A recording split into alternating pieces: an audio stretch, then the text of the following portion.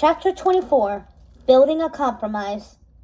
You think this will work? Asked Lonnie, as she and Ben watched a group of strong men from Agrabah take sledgehammers to the Great Wall.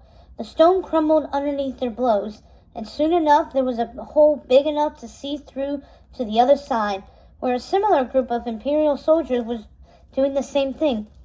I hope so, said Ben, waving at Charlie, who waved back from his part of the wall. When the hole was big enough to walk through, Ben crossed from the Desert Kingdom into Northern Way's territory, the Grand Vizier by his side. Welcome to Stone City, said Charlie, bowing to the Grand Vizier. It is an honor to be here, said the Grand Vizier, bowing low as well. The two shook hands, and Charlie motioned for the group to take a seat on his porch, where they could watch the construction from a safe distance.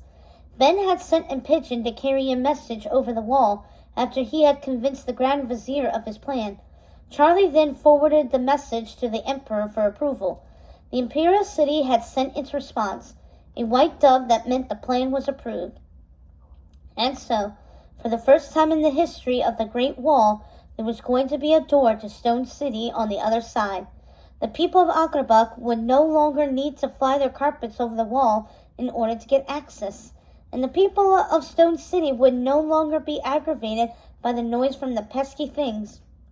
After all, we are not enemies, said Charlie. We are neighbors and friends, and have been for thousands of years. The wall was built for one purpose, but now must serve another. Not enemies at all, agreed the Grand Vizier, slurping his bubble tea and chewing noisily on the tapioca balls. What is this amazing concoction? Charlie explained the provenance and the ingredients that went into the making of bubble tea, and the Grand Vizier declared he would press the Sultan to serve it during their festival, which was coming up in a month or so.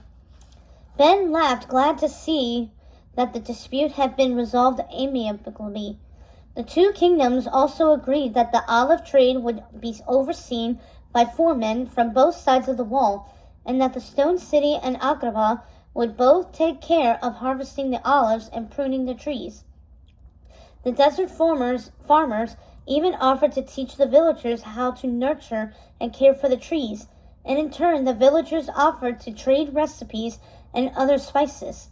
A few Stone City farmers even suggested planting olive trees on their side of the wall, although the Grand Vizier told Ben in confidence that he wasn't sure that was a feasible idea, since the climates of the two kingdoms differed greatly.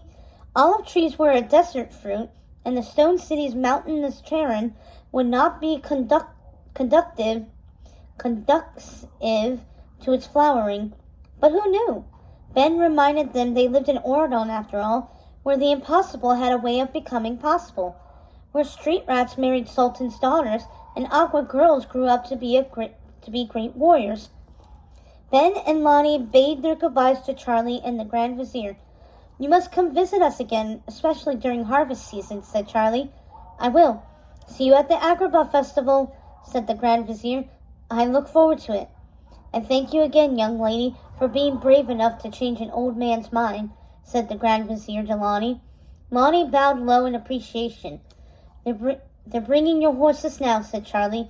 Safe journey back. Ben thanked them again and watched as Charlie and the villagers retired to their side of the wall, and the Grand Vizier and his entourage exited to their side. But a few workers from both cities stayed at the site, finishing up the construction of the Great Wall's first great door. Where did you get the idea to apologize like that, Ben?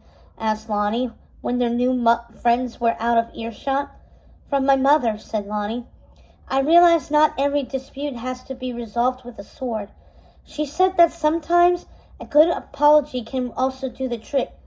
Mushu is always apologizing, by the way. Of course he is, said Ben, chuckling. They headed toward the royal jet, when all of a sudden a strange whirlwind surrounded Ben.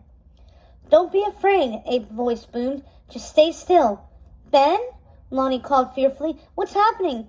I don't know, he replied as the whirlwind around him trolled faster and faster. But I think it's okay. He recognized that voice, so he remained still and wondered where this next journey would take him.